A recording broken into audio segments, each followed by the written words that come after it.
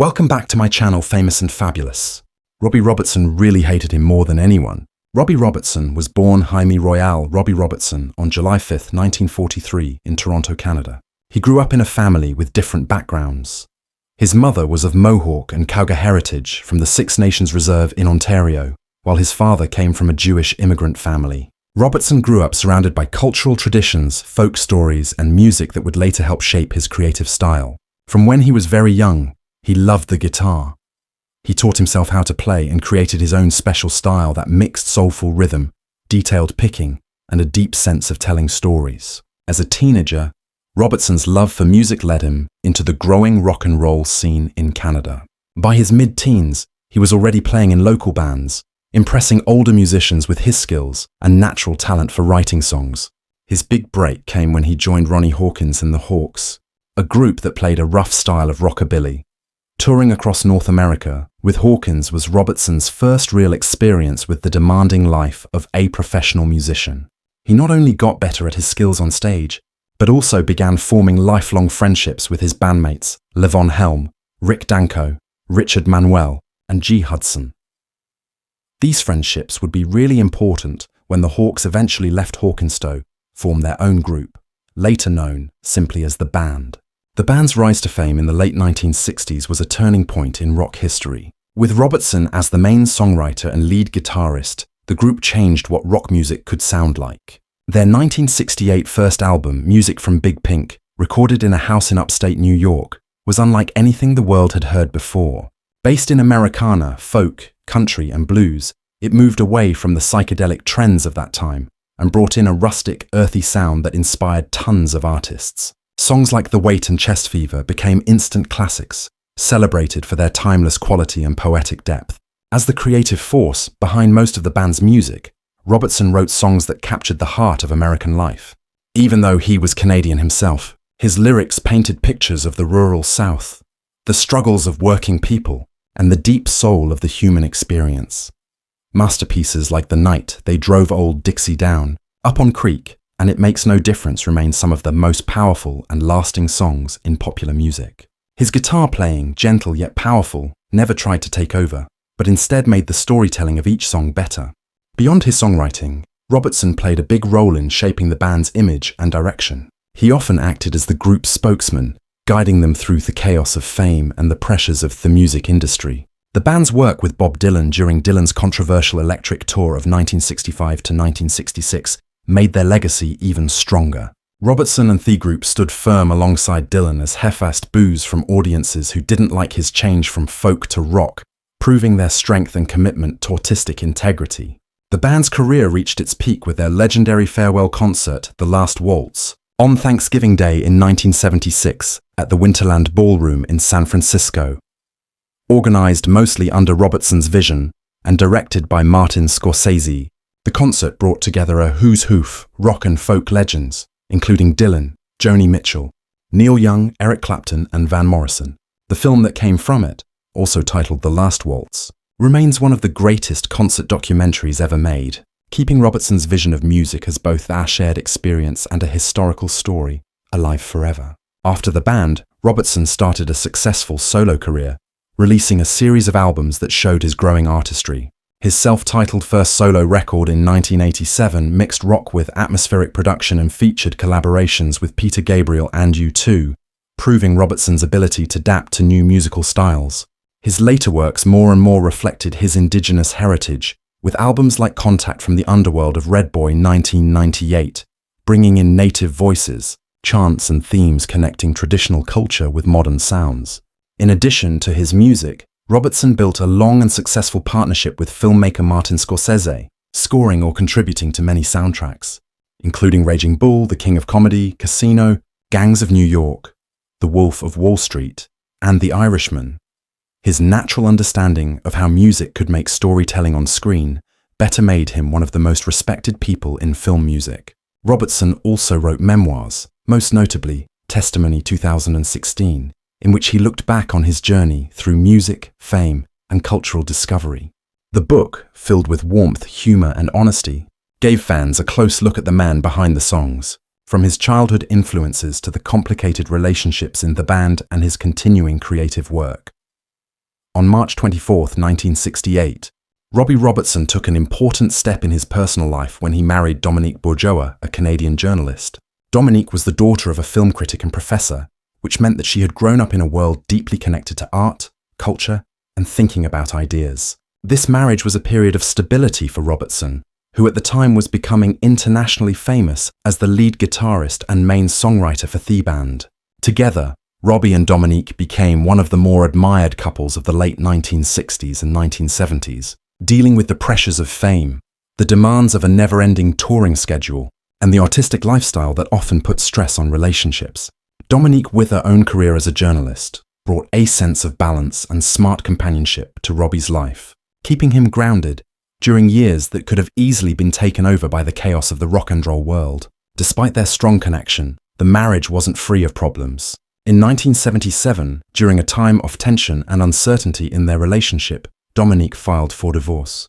This was around the same time Robbie was making the life-changing decision to bring the band's touring days to a close, ending with the legendary concert film, The Last Waltz. The stress of Robertson's creative work, the lifestyle that came with the music industry, and the natural pressures of raising a family in the public eye all played a part in their difficulties. However, the divorce Dominique started was never completed, and after a short separation, the two found a way to get back together, remaining legally married for many more years. In the end, Robertson and Bourgeois' marriage lasted until 2003, showing the depth of their connection despite the complications that life put in their path. Together, Robbie and Dominique raised a family that was central to Robertson's identity outside of music. They had 3 children, 2 daughters, and a son, Sebastian. Robertson spoke often of how important his children were to him and how being a father gave him a sense of perspective that fame alone could not provide. His son Sebastian, in particular, went on to follow in creative pursuits of his own, continuing the family's connection to the arts. The family life, while sometimes private, was a major part of Robbie's world, influencing his decisions and keeping him grounded even as he traveled the world and worked with some of the biggest names in music history. After his separation from Dominique, Robertson eventually found love again, though it would take many years for him to get married again. On March 12, 2023, just months before his passing, Robertson married his longtime girlfriend of 4 years, Janet Zuccarini, a Canadian entrepreneur and restaurant owner widely respected in her field. Janet was not only successful in the restaurant business, but was also well known to Canadian audiences as a judge on Top Chef Canada. She brought her own reputation for creativity, vision, and strength, qualities that seemed to connect deeply with Robertson, who had spent his life breaking new ground in music. Their marriage, happening later in life, showed not only Robbie's lasting ability to love, but also his desire to build meaningful connections, even as his health began to get worse. When it came to the many friendships and rivalries that Robbie Robertson built during his amazing career, few relationships had as much tension as the one he shared with Paul McCartney. Although Robertson spent much of his life working alongside legends from Bob Dylan to Eric Clapton, his attitude toward McCartney was complicated, often marked by sharp criticism and even hate. What made this dynamic so interesting was the way Robertson, usually respectful of his peers, seemed to save some of his harshest comments and deepest frustrations for McCartney. Robertson, who had grown up in Toronto before making his way into the American music scene, loved the Beatles as much as anyone else in the 1960s.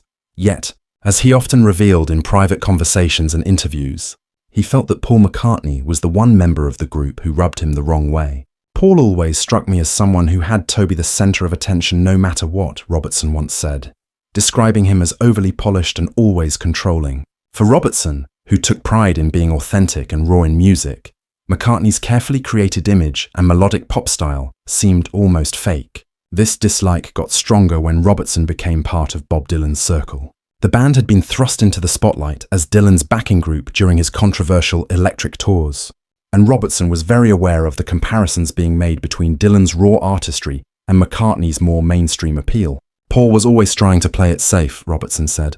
Dylan risked everything. He put himself on the line, but Paul wanted it all tidy and clean. In Robertson's view, McCartney symbolized the commercial side of music that the band tried to escape. Another reason for Robertson's hostility came from McCartney's dominating personality in working together. During times when Robertson and McCartney crossed paths, especially at star-packed gatherings in the 1970s and 1980s, Robertson remembered feeling dismissed by him. He talked as if no one else in the room mattered, Robertson complained. He had this habit of turning every conversation into a story about himself or the Beatles. While many musicians looked up to McCartney, Robertson bristled at what he saw as arrogance. Interestingly, Robertson never had this hatred toward the other Beatles.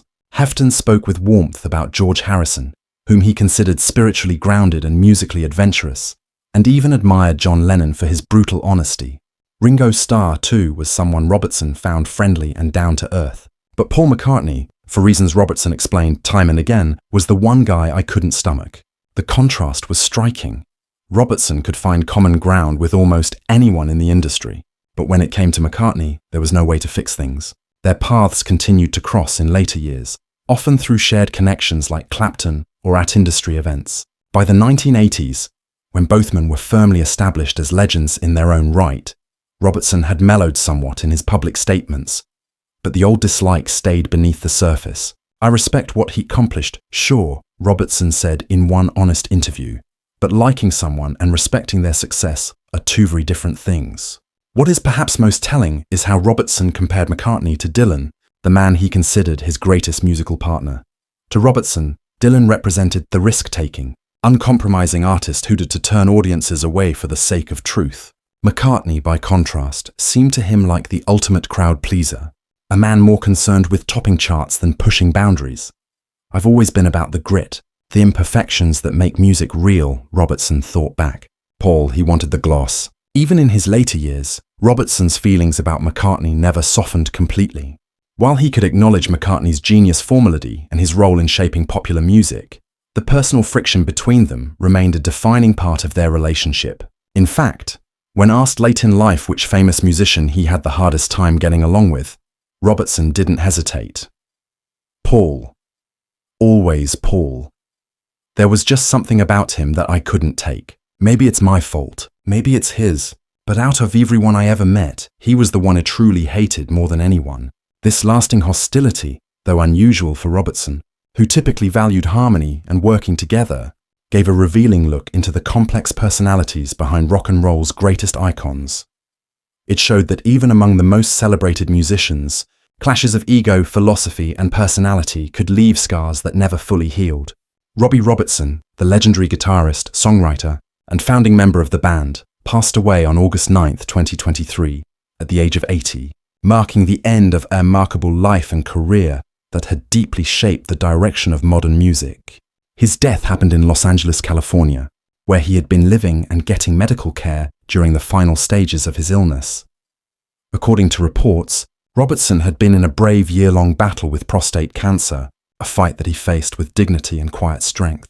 Much Ash had approached challenges throughout his life. Even as his health got worse, those close to him said that he kept his creativity and spirit, often talking about unfinished musical ideas and the importance of storytelling through song, which had been the highlight of his career for over 6 decades.